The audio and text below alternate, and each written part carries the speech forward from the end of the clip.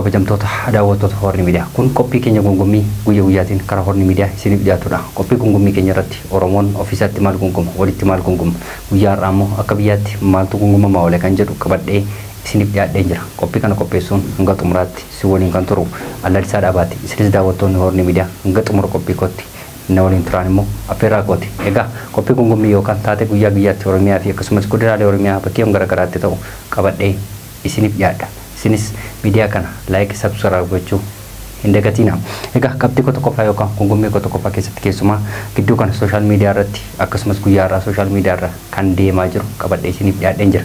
Qabxii koo tokkoffaa kana keessatti egaa ambaasaadar Rediyaan Hussein guyyaa irraa keessumaa waa'ee hidha galaana Abbayyaa irratti yookaan hidha galaana Itoophiyaan guyyoota yeroo dheeraaf itti dhamaa turte yookaan immoo hanga ammaatti xumuramuu dhabuuf akkasumas immoo hidha galaanaa argachuu akka qabdu akkasumas immoo Eertiraan namoota gidduu kana namoota bebbeekamoo guyyaa sadiif dirqama walgahii baastee amma walgahii irra akka jiranii fi Fiild Maarshaal Biraanuu Juulaa guyyaa kaleessa Sumaalee deemu irratti uummanni Oromoo erga isaan Fiild Maarshaal Biraanuu Juulaa erga Sumaalee deemanii uummanni Oromoo achi keessa jiru gidiraan argaa jiruu fi akkasumas immoo yeroo dhiyootti keessumaa guyyoota torbee tokkotti asitti guyyaa afuriif keessumaa paartileen siyaasaa ABO fi KFO walgahii irra turan sana keessatti maal xumuranii yookaan immoo maal gahanii akka xumuran sana qabadhee isiniif dhiyaadheen jira. Hanga xumura qophii kootti na waliin tura.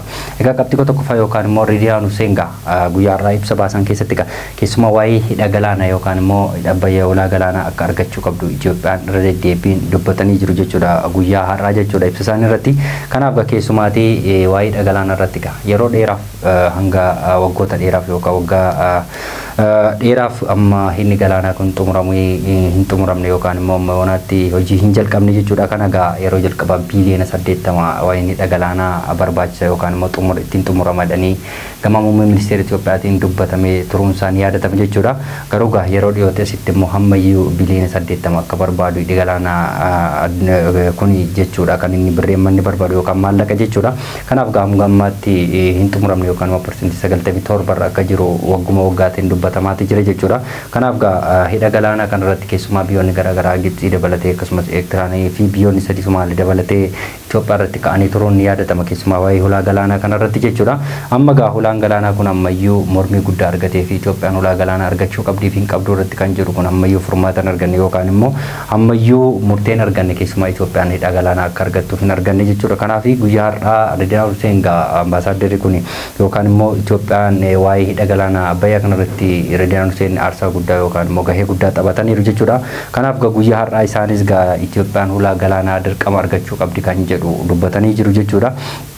Garuu taateen guyyaa guyyaatiin keessumaa ibsi karaa mootummaa ba'u ammas furmaata ibsumadha malee furmaata argachuu hin danda'u. Hidhi galaanaa kun dirqama yeroo dheeraaf hidhi galaanaa Itoophiyaan argatteetti jedhanii illee lallabaa turuun yaadatama muummee ministeera Itoophiyaa jechuudha. Garuu gara deddeebiin keessumaa mootummoota ollaa Itoophiyaa kan ta'an gara deddeebii yeroo dubbatan akka isheen ammayyuu hidha galaanaa argachuuf hin arganne ammayyuu waan murtaa'e miti. Kanaaf isaan dirqama argachuu qabdu otoo hin taane akka argame sanatti dubbachaa turaniiru jechuudha qondaaltonni mootummaa. Garuu hanga ammaatti wanti kun furmaata hin arganne yookaan immoo Itoophiyaan argachuuf dhabuun ishee wanti ammatti murtaa'ee hin jiru. Garuu wanti ammatti rakkisaa ta'ee fi keessumaa hidha galaanaa booddeellee lolli guddaan biyyoota ollaatiin irratti ka'aa turuun yaadatama Eertiraa dabalatee jechuudha. Kanaaf hin argatti otoo hin taane akka argatteetti odeessamaa ture ammas furmaata argachuu dhabuunsaa fi ammas immoo baajenni hidha galaanaa barbaachisu birrii guddaa akka barbaadullee dubbatamaa jira. Garuu persentii 97 irra jira jedhanii waggaa kana ammas baraanas akkasuma jedhaniiru. Kun egaa ammas rakkoo guddaadha jechuudha. Kanaaf hidha galaanaa dubbachuun kun yookaan immoo argattii fi dhabuun kun gara deddeebiin dubbatame malee ammatti waan argameef yookaan ammatti furmaata waan argateeru miti. Kanaaf ambaasaadar Rediyaan Hussein guyyaa irraa ibsa baasaniin argachuu qabdiidha malee argatteetti kan jedhu hin fakkaatu. Qabxii koo lammaffaatti yeroo darbu Eertiraan namoota bebbeekamoo guyyaa sadiif dirqama yookaan walgahii dhoksaa gaggeessaa jirti jechuudha. Kun yeroo dheeraatii booddee muummee ministeera Itoophiyaa hojii wal dhabanii turuun isaanii ni yaadatama. Kanaaf keessumaa jeneraalota Eertiraadha jechuudha. Keessumaa pirezidaantiin Eertiraa kan inni waamee amma walgahii irra jiru. Kanaaf guyyaa sadiif walgahii dirqama yookaan immoo ambaasaadaroota ciccimoo yookaan namoota bebbeekamoo wajjin marii gaggeessaa akka jirtu beekamaadha jechuudha. Keessumaa gaggeessummaa yookaan immoo kan gaggeessaa jiru Isaayyaas Afeworqiidha jechuudha. Kanaaf namoonni bebbeekamoon walgahii kanarratti Eertiraatti keessumaa jeneraalota barumsa dabalatee walgahii irratti hirmaachaa jiru jechuudha. Walgahiin kun ammatti ifa hin baane garuu dirqamaan akka walgahiin kun gaggeeffamaa jiru dubbatamaa jira. Keessumaa walgaaleeffannaan Itoophiyaa wajjinii fi namoonni umurii waggaa 15 hanga 60 gidduu jiran leenjii waraanaa fudhachuu akka qaban illee keessumaa Isaayyaas Afeworqii dubbachaa tureera yookaan dirqama kenneera. Kanaaf gaa lolli isaanii yookaan wal dhabdeen isaanii kun haalumaan akka itti fufetti jira muummee ministeera Itoophiyaatiin jechuudha. Kanaaf furmaatan arganne keessumaa haala sodaachisaa irra gahamee jira gidduu isaanii muummee ministeera Itoophiyaa fi Isaayyaas Afeworqii gidduutti jechuudha. Kanaaf gataateen gidduu kana ta'aa jiru keessumaa ammas wal doorsisuu fi akkasumas loltoota isaanii gara daangaatti bobbaasaa jiru lamaan isaanii jechuudha. Wantichi ammatti lolaa fi akkasumas karaa nagaa wanti jedhamu karaa qaamota garaagaraas waan baay'een fakkaatu. Qabxii gosa sadaffaatti yeroo darbu immoo Fiild Maarshaal Biraanuu Juulaa guyyaa kaleessa Somaalee deemanii turuun isaanii ni yaadatama. Keessumaa gaa Somaalee yeroo dheeraatiif bakkoota garaagaraa keessatti Oromiyaan Oromiyaa cabsee yeroo inni uummata Oromoo buqqisaa ture ni yaadatama dabalaa warra dabalatee jechuudha.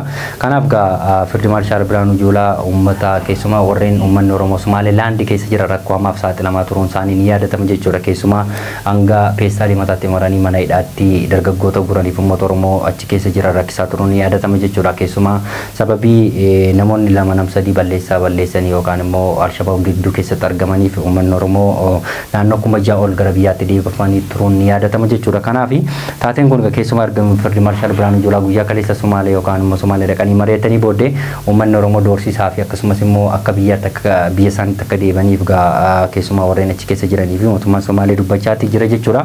Kanaaf gaa uummanni achi keessa jiru ammas gidiraa guddaa argaa jira. Keessumaa erga guyyaa kaleessa Fiild Maarshaal Biraanuu Juulaa achi deeme immoo doorsisa hamaa fi darara adda addaa uummata Oromoo keessumaa uummata Oromoo irratti xiyyeeffatee Somaalee tokko Somaalee irraa balleessaa hin qabnu kan jedhu gaa yookaan Somaalee walitti bu'iinsa hin qabnu kan jedhu gaa Fiild Maarshaal Biraanuu Juulaa guyyaa kaleessa dubbatanii jiru. Garuu gaa erga isaan walii galtee mallatteessanii booddee uummanni Oromoo achi keessa jiru ammas dararaa guddaa argaa jira. Keessumaa namoonni 6,000 erga gara biyyaatti deebifanii booddee ammas rakkoo hamaaf namoonni rukuttaa hamaaf akkasumas immoo doorsiin hamaaf akkasumas hidhaa guddaatu uummata Oromoo achi keessa jiruu fi raawwatamaa jira achi keessatti jechuudha. Kanaaf guyyaa kaleessa irraa kaasee erga Fiild Maarshaal Biraanuu Juulaa achi keessa deeme uummanni Oromoo yaaddoo guddaa akkasumas doorsiin hamaan gama karaa uummata achi jiruu fi gama mootummaatiin irratti deemaa jira. Kanaaf yaaddoo guddaa keessa jiruu fi uummanni Oromoo bakkeewwan garaagaraa jiru akka nu barmatan jechaa jiru jechuudha. Isa dhumaatti yookaan qabxii gosa dhumaa gungummii gosa dhumaatti yeroo darbu gaa ABO fi KFO'n guyyaa muraasaaf yookaan guyyaa afuriif walgahii Finfinneetti gaggeessaa turuun ni yaadatama. Achi keessatti gaa walii galtee keessumaa waa'ee imaanaa jedhanii imaanaa mootummaan nutti kenne jedhanii dubbachaati jiru. Keessumaati waa'ee Dirreedawaa Moyaalee akkasumas immoo madda walaabuu Finfinnee fi hiree uummanni Oromoo gaafachaa jiru yookaan uummanni Oromoo gaafachaa jiru irratti imaanaa nutti kennamee jiraa fi nageenya Oromiyaa keessatti akka bu'uuf imaanaa nutti kennameera irra deddeebiin dubbatanii jiru jechuudha. Paartiin ABO fi KFO keessumaa gama Jaal Daawud Ibsaa fi gama KFO'tiin immoo Pirofeesar Marraa Guddina dabalatee namshanshan jechuudha walgahii kanarratti kan hirmaate. Garuu qaama mootummaa dabalateera hin jedhamne yookaan qaamni mootummaa irratti hin hirmaanne jedhamaa ture.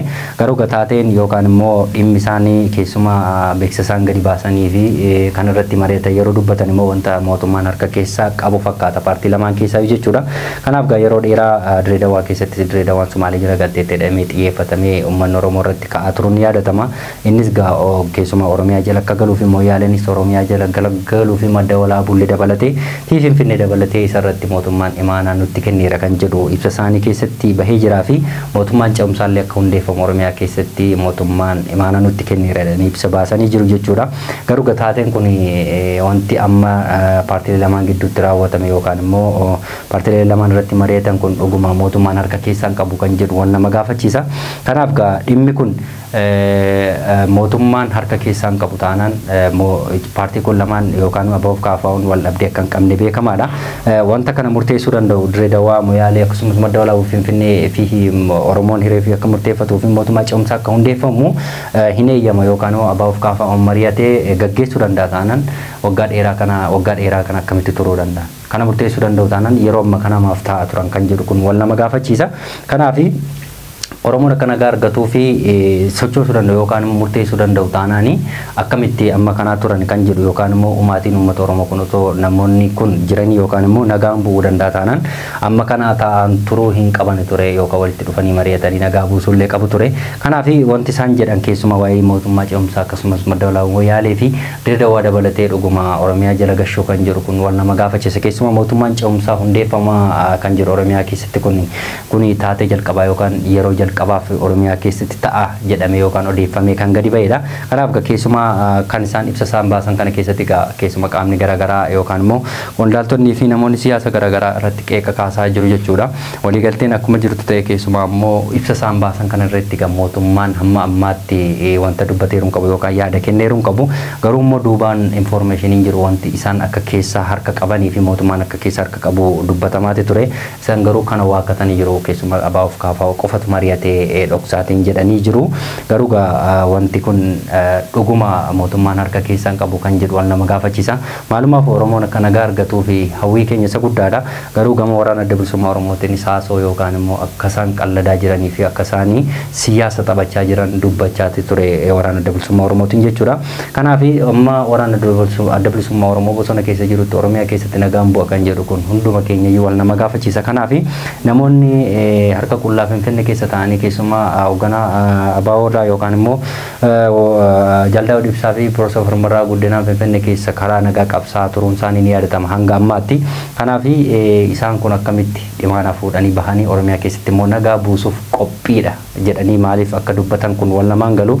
Kanaaf kan lolaa jiru nama biraadha, kan nagaa buusu immoo Finfinnee keessatti nama biraadha. Inni jedhamu kun siyaasa taphachuu ta'a waan ta'eef kun egaa otoo ta'ellee warreen amma lolaa jira yookaan immoo warreen mootummaa irratti dhiibbaa geessisa wajjin mari'atameeti wanti kun furamuu danda'a malee namoota harka qullaa Finfinnee keessa jiranii yookaan immoo karaa nagaa namoota qabsaanii fi siyaasni yookaan immoo Oromiyaa keessatti nagaa bu'a kan jedhu kun wal nama gaafachiisa. Hunduma keenyaafuu biyya keenyaaf nagaa wina. Egaa kabajamtoota daawwattoota Horni Miidiyaa taatee keessumaa qaamota garaagaraa fi godina Oromiyaa garaagaraa keessatti ta'an kana hanga ammaatti daawwattoota ture. Qophii kana qopheessuun hanga xumuraatti waliin kan ture Allalisaa Dhaabaati. Qophii gongommii biraan hanga walitti deebinutti immoo qophiilee Horni Miidiyaa waliin immoo turtii gaarii qaba.